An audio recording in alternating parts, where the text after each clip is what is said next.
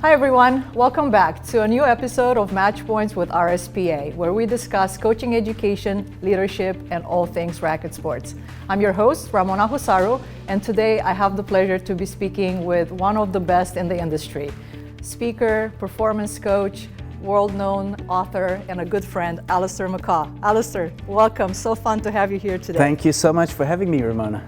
It's a pleasure to have you, and I know we've been talking about having this chat for quite some time, so I'm super excited to have you here today. I've known you for many years. I've had the pleasure to be your friend for quite some time, and I've always been impressed by your journey and all the things that you've been able to accomplish over the years. And I think I would love today to have the opportunity to kind of explore the journey that you've had and really help our coaches understand the key aspects to performance coaching and successful leadership. So is that okay with you? How does that sound? I'm really looking forward to it. Let's go. Wonderful. Well, why don't we start with the very beginning? We know that you've been a competitive athlete from a very early age. You played competitive tennis, but then transitioned over into a runner. You did marathons, triathlons. So rather than me telling the story, why don't you tell us a little bit how you transitioned from being an athlete to coaching?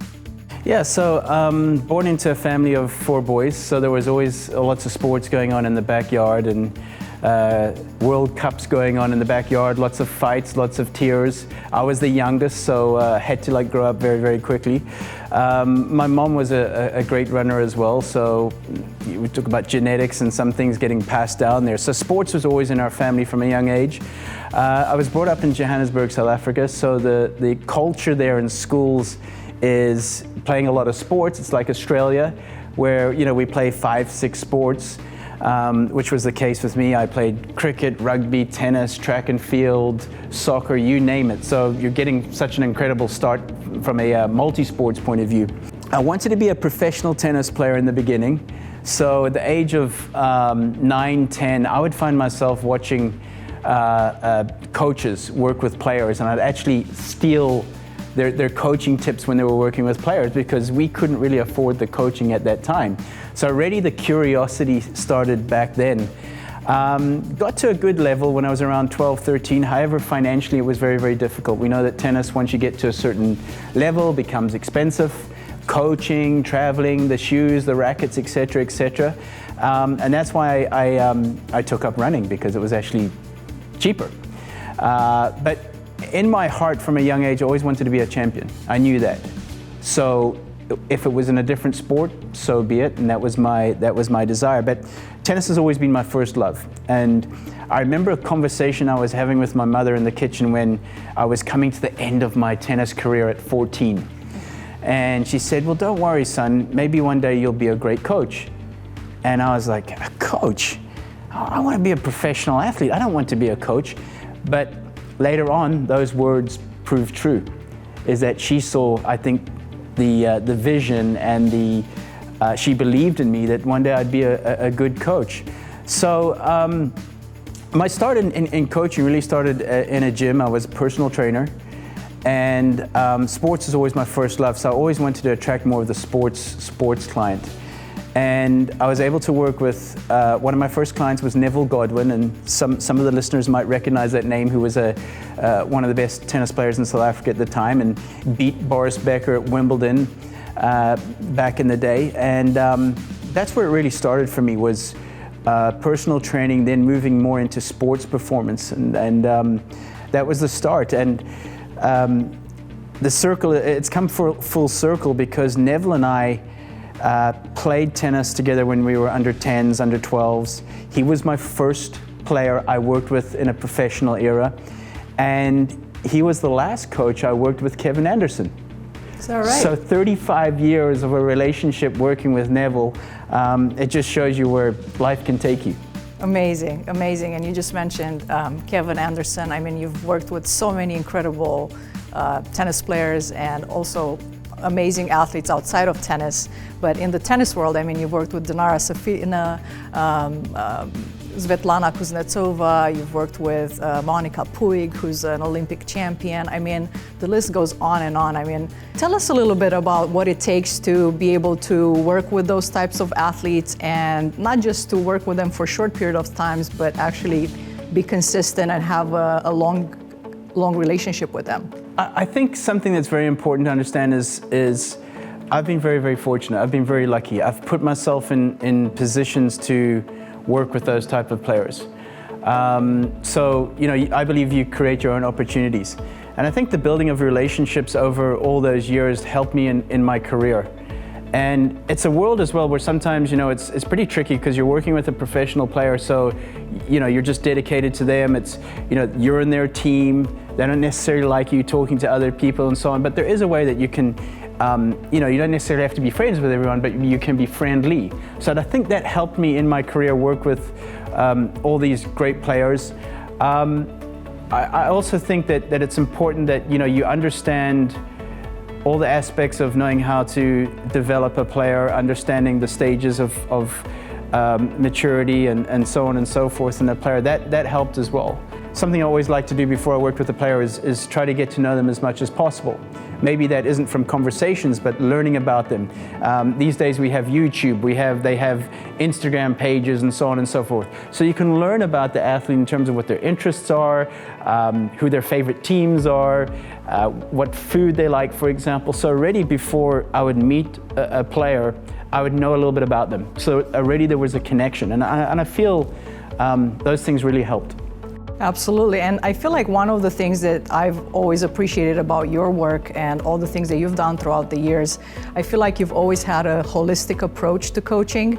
It's never been just about the performance itself, but it's also been about the human being behind the athlete and the mindset that they have and the attitude that they have. I mean, you're writing your books about attitude and mindset all the time. So maybe share with us what inspired you to have this type of approach to coaching, which obviously paid off.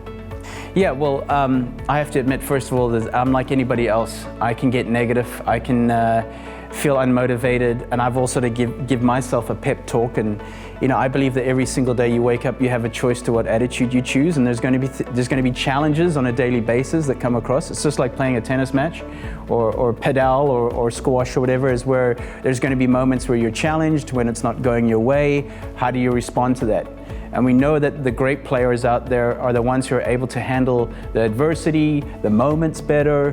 That's really what it comes down to. So I think it's also been an inspiration for me writing my books around the mindset of being great at the things that require zero talent. And that takes me back to my school days, where I wasn't the most talented. I was never the first pick on a team, for example, if we were playing a sport in school. But I understood very, very early that if you're good in the things that require zero talent, like you're coming with a good attitude, and these are life lessons. These are not just sports lessons. That's right. Come with a good attitude, time management, do extra, be coachable, put in a good effort. They're going to get you very, very far in life. And that's not just in the sports world, but that's in the corporate world or any direction you take. So that leads us to the next chapter of your career, which really transitioned into, from coaching, you got into speaking and really into more of the leadership, speaking and consulting with major teams like Paris Saint-Germain, which is, as we know, super successful. So tell us the commonalities that you have seen with the skills that an athlete has and that an athlete needs to have in order to be successful, and how are these skills transferable into the corporate world? Yeah, so it's not very different. People think that it is very different working in a team environment and to working with individuals. But at the end of the day, it's important to know what the expectations are of the athlete. And this is what, be it in college tennis, college sports, teams, it all comes down to that you're accountable for what you bring to that team. You're accountable for your behaviors, the standards you bring, et cetera, et cetera. So it's not very different in that respect. Of course, when we talk about tennis, it's an individual sport, but then you go to college like you did. You were a very successful college tennis player yourself, is that you had to confine now to working with a team and supporting your teammate and so on and so forth. And that's what I've seen in great teams, is that there's high collaboration. There's the players are able to support each other more, pick each other up when they see that maybe the other player is feeling a little bit down. It's those soft skills. Like, I don't really like that term, because those aren't just soft skills, those are vital skills. to have in a team environment. And that's exactly the same in the corporate world as well. Wonderful. So on that note, we have a lot of coaches watching that are either maybe in charge of a staff, with multiple teaching pros, teaching all racket sports possibly. We might also have individuals that are in a leadership role, maybe managing a club. How can a coach/leader foster a culture of improvement and positivity and effort among their team? So I think it's very important from the beginning, and this is a conversation I have with coaches and leaders, be it in the sports world or in the corporate world, is to make your expectations very, very clear from day one to what's acceptable, what's not acceptable, what our standards are, and there's a better buy-in when it's a collective decision as well. It's not just the leader or the coach saying, right, these are the rules. That's why, rules are almost like me telling the room what to do, but hey, I don't really buy into those rules or all of your rules. So it's important, and this is some work I've done with college teams as well, is that we're going to decide what our standards are and what our expectations are. That's how you're able to have a buy-in, because everybody had a decision, a choice in those. So I think that's one important area today. And we can talk about the generations. So I was in the X generation where you were told what to do. However, today, when we're working with the Z generation, or we're working with the Alpha generation, which is coming through as well, which will be in 2 or 3 years' time in the workplace, there's more of a collaborative decision to how we're going to do things here. Now, of course, the leader or the coach at the end of the day makes the final choice and decision, but this is how you get a buy-in from your team. But something that I mentioned in my first book, 7 Keys to Being a Great Coach, was when you make your standards and your expectations clear from day one, it makes the program or makes the system run a lot smoother, because everybody understands what's going on. There's no gray areas, so to say. Absolutely. It's almost like you're creating the boundaries of what's acceptable, what's not acceptable, like you mentioned, and then everybody is hopefully on the same page, working toward the same goal. Now, we know that in a lot of situations where when you're taking over an academy, or you're maybe taking over a director position or a new role, you're going into an existing culture that has existed there for quite some time, and it requires change. So what is your advice for our coaches and our leaders out there that are maybe experiencing or navigating these situations regarding adapting to the culture that's already there and maybe trying to improve it? Yeah, so I think one of the key things in leadership is trust, and trust takes time. Trust takes takes building relationships and connections. So I think as a coach and a leader, you need to understand that you need to give your trust before they're going to trust you. I like to call it, when you go into a new organization as a leader or a coach or an academy, as you said, is that the first 90 days you're making no changes, right? All you're doing is looking, observing, listening, and asking questions. That's all you're doing. Because if you're going to go in there and you're going to start bringing in drastic changes, let go of some staff, for example, employees, you're changing the standards, etc., that's going to create an element of fear, because am I the next one that's going to go? So you just need to rather focus those first 90 days on building relationships and gaining trust. Once you have the trust, then it makes it easier to make those changes along the way. So I think the mistake a lot of leaders and coaches make is that they have these ideas, they have their toolbox of, I'm going to fix this. And they want to go in there straight away and they want to start fixing. The best approach is to go in there, observe, listen, and ask questions, learn as much as you can. And then from there, you've built up the trust, you're able to establish new expectations, new standards along the way. Yeah, because change does take time, right? And people need to get used to it, and get the buy-in takes time. It's almost like when you're coaching a player and you're just taking over someone that has maybe been successful and you're trying to make some changes. You're not going to make the changes right away, and I think the trust aspect is so important, and I'm so glad you brought that up. I'd like to say, if I can just jump in there, sorry Ramona. Sure. Is that trust, the T stands for time. Trust takes time. The R stands for it's the building of relationships. The U stands for understanding others better, so empathy, compassion. The S stands for sharing accolades, because nobody trusts a leader who takes all the credit and blames everybody else for the mistakes. Oh, it was them. And then the T stands for truthfulness. So that is what trust stands for, in terms of that you're able to gain that. Once you have that, then you're able to have buy-in. I've spoken to many, you just asked me about working with teams, is that when you have that buy-in from your players, a lot of players will admit they actually play as much for the coach as they play for the badge. So it's so important that you're able to work on those elements. Absolutely, and it's obviously for many people it's a developed skill, like it's something that you can develop over time. You might not be very good at it from the very beginning, but as long as you have it set as a goal and you're constantly working towards that, you're just improving every day, right? Absolutely. Coaching, leadership, management, these are all skills. No one was born a great leader, no one was born a great coach, no one was born a great manager. These are skills that you learn. And I think it's very important for, regardless what you're in, corporate, sports, etc., is that you're able to self-reflect and know where your strengths and where your weaknesses lie. Find people that are better than you in those areas where maybe you're a little bit weaker, for example. Maximize your strengths. I believe everybody has at least 2 superpowers, more. You've got to know what those 2 superpowers are and bring those every day. That's what makes you unique in the workplace. I always like to say is that you don't have 11 quarterbacks in a team. We have different positions and who have different strengths and who complement each other, for example. Right.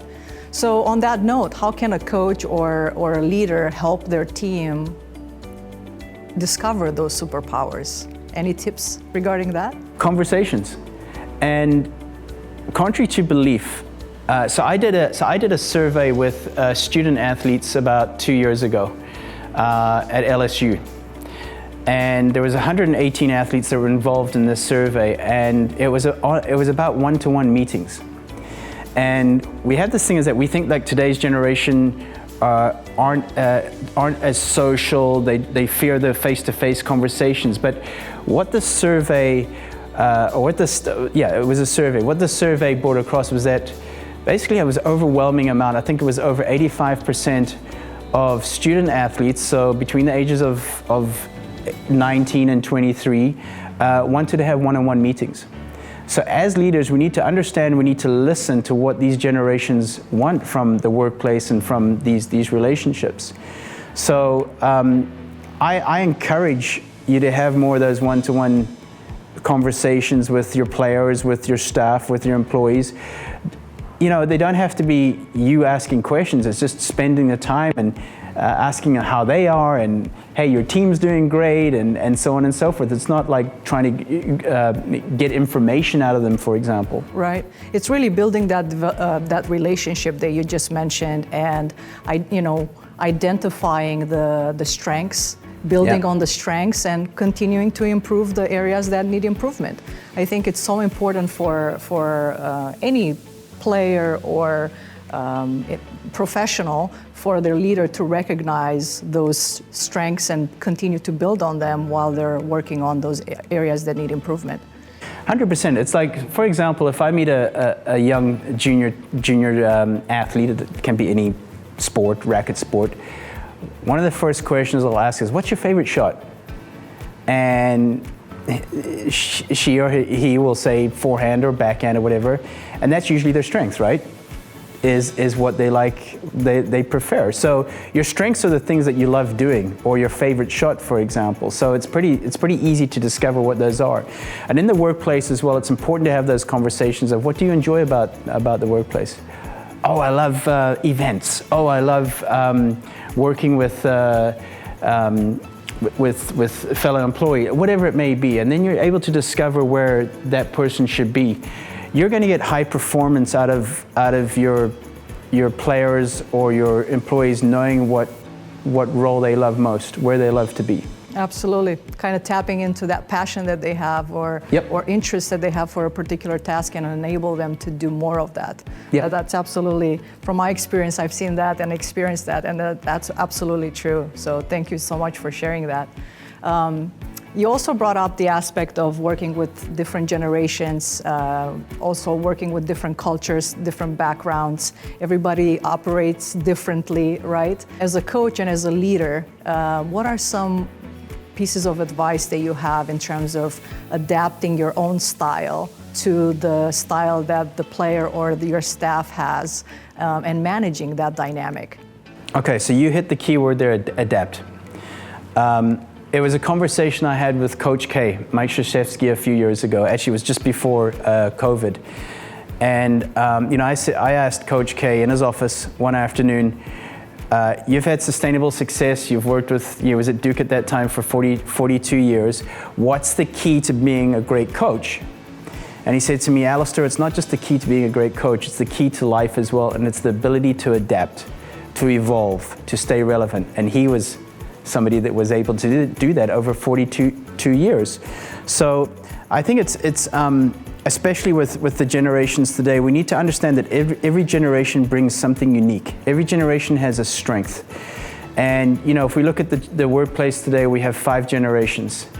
We have the boomer, which is more in your leadership because of experience, for example. We have the X generation, we have the millennials, we have a Z generation, and the alpha generation coming through, which will be your interns, for example. Every single one of those brings a strength, and we need to embrace that more. And we need to listen to how they function, how they communicate, what matters to them in the workplace, for example. That is how great cultures are happening, is that the leaders are listening and we're understanding how each generation is motivated. Great insight, great insight. I think that's a very important skill to have that you can develop over time. Obviously, it's not something that, for some people it comes naturally, but it takes time to adapt and to be comfortable with the unknown or comfortable with the uncomfortable, right? And I think that's also translating in what's happening in our industry today in terms of our racket sports explosion, where all these additional sports like pickleball and padel and platform tennis and squash are becoming such a trend that people want to play, so the customers demand it. And there's a lot of teaching professionals that have done, tennis has been their life, and that's something that they still are very passionate about, but now there's more programming that's required from them. So that element of unknown and uncomfortable, nobody necessarily wants to be in that situation, but it happens. So what is your advice regarding navigating that aspect of learning something new and something that's maybe a little bit uncomfortable outside of your comfort zone? Well, I think, and you said this very well, you said this just before we went on air, was that the only thing that is constant in life is change. So every single day there's change being brought. So I'm going to give you an example. I love racket sports. I've played squash, I've played tennis, padel, pickleball. But I'll give you an example. So my home club, which is down in Delray, I play pickleball in the morning.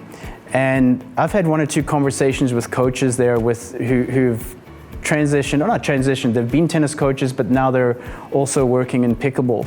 And I've been very curious to know how that's going. And they said it's given them a new lease of life, because they're able to not just have the same day, they're able to transition from coaching tennis and working with pickleball, and even some of them are working with padel as well. So I think it's about embracing the change, understanding that I believe moving forwards that academies, country clubs, tennis facilities are going to be looking for coaches that are versatile.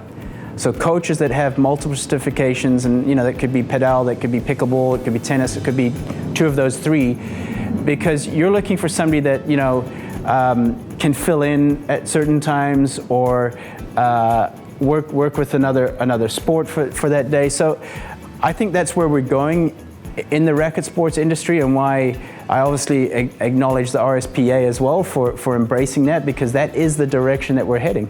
You're always going to probably have a favorite racket sport. Right. Okay, you know, out of the three, you're going to have a favorite one.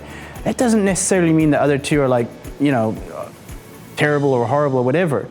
But understanding that that's going to improve your profile as a coach is so important. And you know, at the end of the day, you know, your club directors and people are going to be looking at people that have those multiple certifications. If it's two, that's great. That makes you more valuable than one.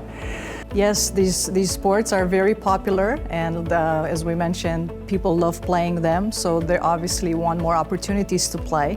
So it's very common that a tennis club now has all these additional sports, at least pickleball and padel for sure, and then with the other ones in certain regions of the country. But like you said, that mindset of the tennis professional that wants to do adapt to change and wants to do more, go outside of their comfort zone to try something different, could take them places where they're eligible for a bigger job because their skill set has now improved, or their programming is growing because of all the offerings that they are providing to their members. So seeing it as an opportunity for growth, I think, is such an important aspect, and obviously this is something you've been writing about for years. So tell us a little bit more about what else is important in becoming a successful coach and successful leader in terms of change, embracing change, and being able to adapt to change. I believe that learning and growth happens from three things. It happens from humility, it happens from curiosity, and being open-minded. And if I just think back to, for example, the RSPA conference in Rancho Mirage, is that's something that Brian encouraged the attendees to have, is be open-minded and to the different sports and the different aspects. And that for me, observing that, being there, that was something that really opened my eyes, is that, you know, once you give it a chance to try other racket sports, get talking to other coaches from those particular racket sports, for example, that really opens your mind. So where does that go in other aspects, and, you know, the corporate world and so on and so forth, is that just don't be just stuck in your lane. You're going to get great ideas and inspiration actually from looking outside of where you are. So I'd really encourage coaches, leaders out there to really, you know, don't be a blinker coach, I like to call it, where you're just stuck on your lane. Is really just explore, experiment, and just try as many things as possible. Well, you said it perfectly, and I think that you've been a pretty great example in terms of that. If we're looking at your career, how you transitioned from being an athlete to becoming a performance coach and really embracing this holistic aspect of coaching, transitioning to being a speaker, and then becoming an author and writing 8 books. I mean, that is absolutely remarkable. And you've had to pivot a few times. So I think that's exactly what you're describing. Tell us a little bit about why the pivoting is important in terms of career growth, and how has that helped you in your career? One of the questions that I'm never able to answer is, where do you see yourself in 5 years' time? I have no idea. In fact, I can't see where I am, and I don't even know where I'm going to be in 5 days' time. Because life has so many changes. We just spoke about the only thing that's a constant in life is change, right? So I never saw myself really doing what I do. I mean, I was horrible in school. I didn't like public speaking. I couldn't write, and here I am, being blessed to have 7 best-selling books, for example. I'm sure my teachers, if they were to hear about that, they'd say, no, that's not the same Allistair that was in our school. So it's possible, right? But I think for me, what was always important is that I need to be passionate and love what I do. I have this belief is that life is too short to be doing something that you don't love doing or enjoy doing. Now I get it. I've worked jobs that I did not enjoy, but it was a period that I knew was just temporary, that I was working towards where I wanted to be. Trust me, I have cleaned restrooms, I've waitered in restaurants, I've worked in stores, I've been a mascot at a drinks company, a soft drinks company. So I've done those jobs that I wasn't exactly passionate about, but I knew it would take me to where I wanted to go, for example. So for me, it was about, my first part of my career was being in sports performance, as you mentioned, but it got to a stage where I was like, I need a new challenge. I need something where I want to wake up like I did 5 years ago, and I just can't wait to attack the day. And in life, our purpose can change, our passion can change, our definition of success can change. If you're continually learning, you're continually evolving, you change. If I look back to the person I was 5 years ago, I'm a different person. I want to look back and know I was a different person to I was a year ago. Because if you're still the same person, that doesn't mean you're evolving. So in terms of my career, I wanted to keep evolving, keep challenging myself. So pivoting from sports performance into leadership, speaking, writing books, for example, was scary. I was leaving something I was very comfortable in. I did pretty well in it, so it was easy for me, but I wasn't passionate about it anymore. And I wanted to find something I was passionate about. So transitioning into leadership and speaking and being an author, again, like we just spoke about, is a skill, is a new set of skills I had to learn. And I'm still still learning, but it took a good 5-6 years to really transition and learn a little bit more about that area. Well, you've done tremendously well, and I think trying something new and something different takes a lot of courage.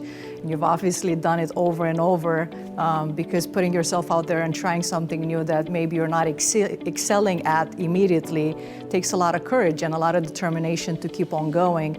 And I think that's one of the really impressive things that I always admired about your work, is that you always talk about passion and about pursuing your passion, but also putting in the work to get where you want to be. It's almost like you always talk about like being obsessed with where you want to be. So if your passion is making a difference, you would do anything to get to a point where you are able to make a difference with your work.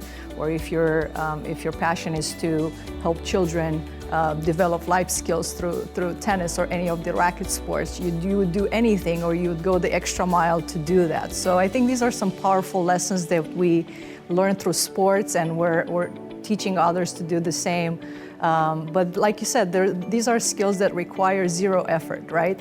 And in your new book, you talk about, is it 11 yes. things that require zero talent effort? That will make zero talent, yeah. sorry. Tell us about some of them. Don't tell us all 11 of them, but tell us some of them. Yeah, what are they? I don't know if I'd be able to remember the 11, to be honest, because there's, but getting back, one thing I've discovered, Ramona, is that successful people are no more talented than anybody else.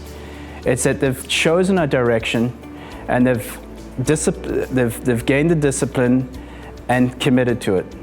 So for example, it wasn't like when I pivoted and transitioned, it wasn't like I gave up coaching or working on the tour or being a sports. I had to do that as a day job, and then really in my time in between and when I'd get home is read, learn, watch YouTube videos of great leaders, of great speakers. So the work was going on behind the scenes. It's not that you just give up something and then you wake up the next morning and now you're starting to learn something else. So it was a transition of, like I mentioned, 5 to 6 years. But with regards to those 11 things that require zero talent, the first one is the right attitude. That's your starting point. You can have all the skills, you can be competent, but if you don't bring the right attitude, your time is going to be limited in that workplace or in that environment, for example. So, I like to say that your skills are the entry ticket, your attitude determines how long you stay there. So, and we see that on a daily basis. A hunger to succeed is important. You can call it a passion to succeed. And that's what we see in all high performers, is that they have a desire, they have a deep desire to succeed in that particular area. Discipline, as you mentioned, is important. Grit is important. A big one is coachability, is being coachable. No matter how much you think you know, there's always a lot more to know. So, if we look at Steve Kerr at the Warriors basketball talking about Steph Curry, he said something about Steph is that even after all the success and being MVP 2 or 3 times, he's still curious. He still asks a lot of questions. He still wants feedback. And, these are the things that require zero talent, only a choice. Yeah, absolutely. A choice and an attitude, right? Absolutely. An attitude to be great. Wonderful. From your experience, and we mentioned you worked with so many remarkable players on the Pro Tour in tennis, but you also worked with a lot of athletes outside of tennis and a lot of teams.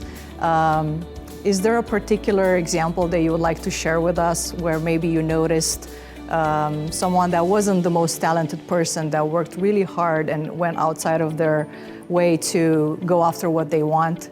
Is there a particular example that you could share with us?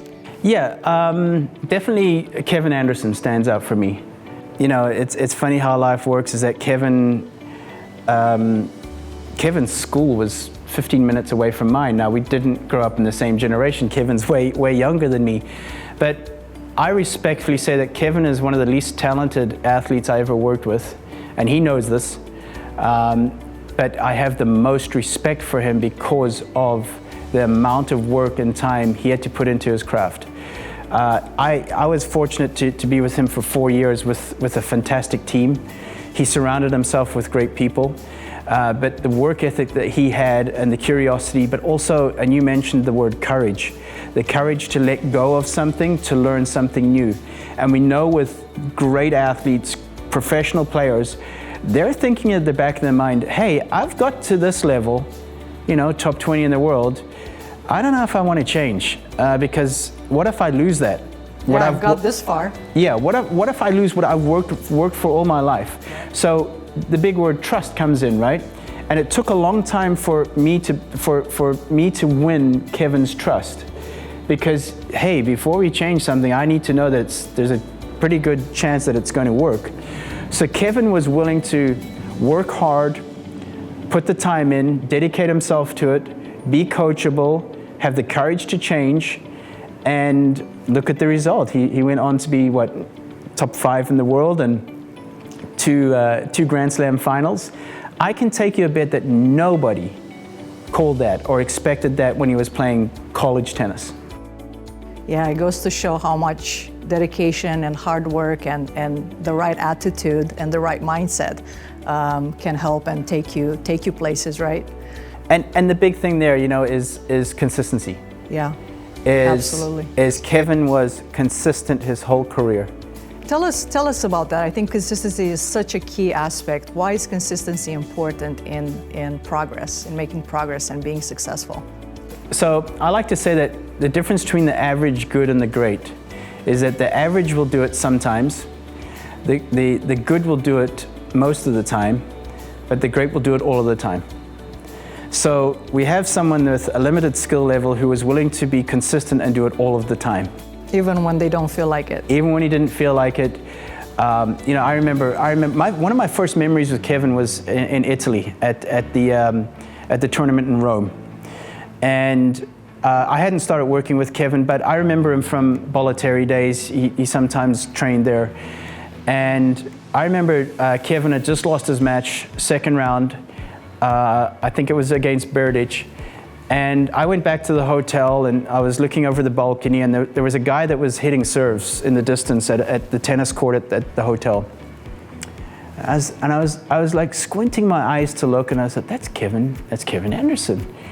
But Kevin was just playing about an hour ago against Berdych. I was watching it on TV. He had come back to the hotel and he had gone to the court by himself. There was no coach there, and he was just hitting serves. And that's the type of dedication. Those are the type of things that you don't see going on behind the scenes. And that's the type of person he was. Yeah, those are the moments that make the difference, right? Going the extra mile, doing the extra work when nobody's watching, when nobody's requiring you to do that. And it's your choice. It's your choice. It's not your coach saying, hey, go hit balls. You're the one that's saying, I'm going to go hit some more serves. Well, thank you so much for sharing that, because I think a lot of the coaches, you know, as they experience working with different players, and even as you become a leader, you work with different staff that have different motivations, right? So it's definitely something that all the coaches would love to see, but it's obviously dependent on the individual.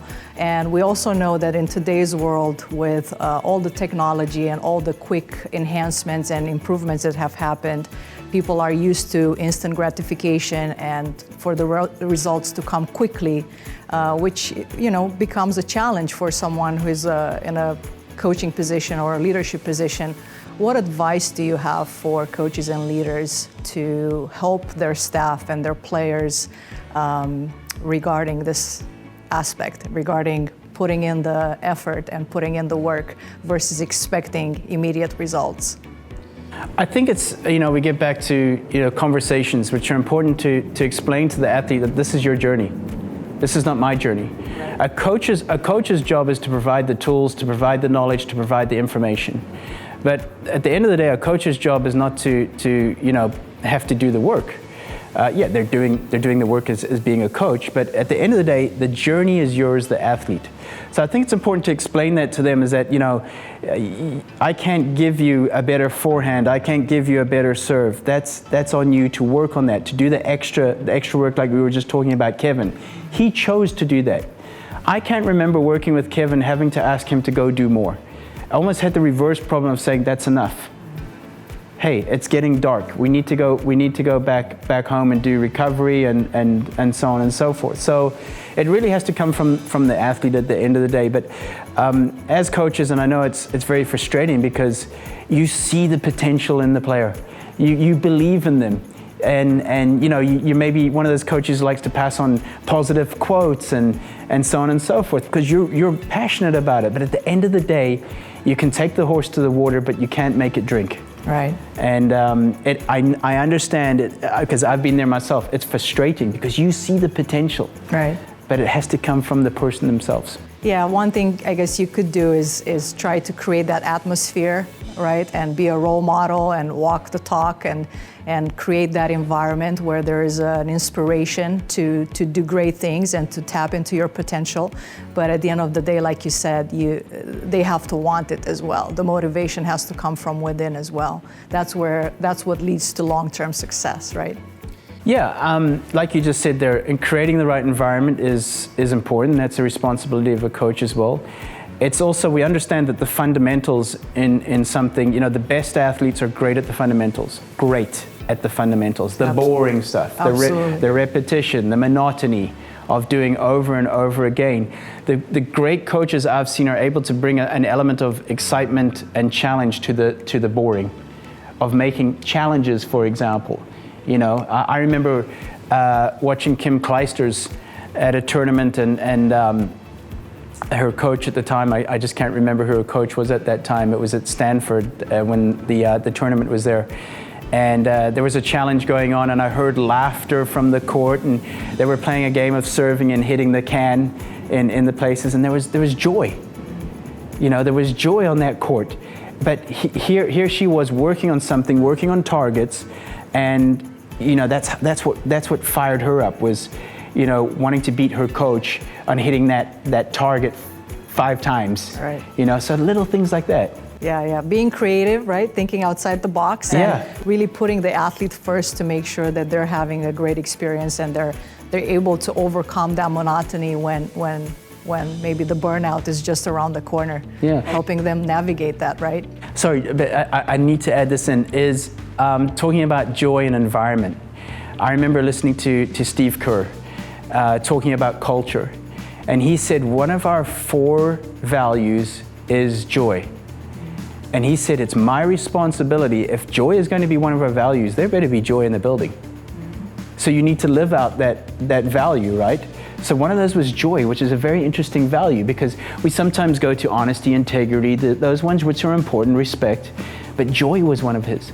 So he said, as a leader, I better make sure there's joy in this building every day. Amazing. Yeah.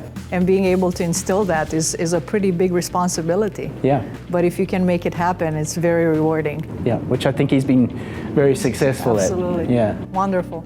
Well, I mean, we could spend hours and hours talking about this. I feel like every time we start talking about coaching and leadership and making a difference, the conversation is really, really powerful. And thank you so much for sharing all this knowledge with us today.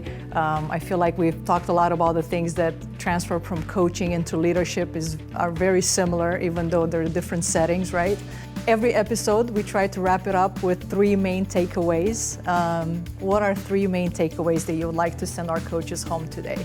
All right, so first of all, thank you so much. It's always a joy to speak with you and have these conversations. These are the conversations we have off air as well, so it's almost like normal. We should record those too. Exactly. Well, it's exactly the same, so it just feels so comfortable. So I've already mentioned it, and that's what a great leader does when they walk into a new environment, is that they look, they observe, they listen, and they ask a lot of questions. And for me, when you're going into an environment and just wanting to learn as much as possible, because something I like to say is that when we're talking, we're not learning. When we're listening, we're learning. So observe as much as you can, listen as much as you can, and ask as many questions as much as you can, because that is something that changed my coaching and leadership career, was learning to listen better, learning to observe people more, and learning to ask better questions. So that's what made me, I believe, a better coach and leader. Outstanding. Well, once again, thank you so much for sharing all the insight with us. We continue to follow your career and learn from you, and learn from your books. Very exciting about your new launch. Congratulations. And thank you once again for taking the time to share your knowledge with our coaches. This has been fun. Thank you so much. All right, that was it for today. Thanks so much for watching. We'll see you next time.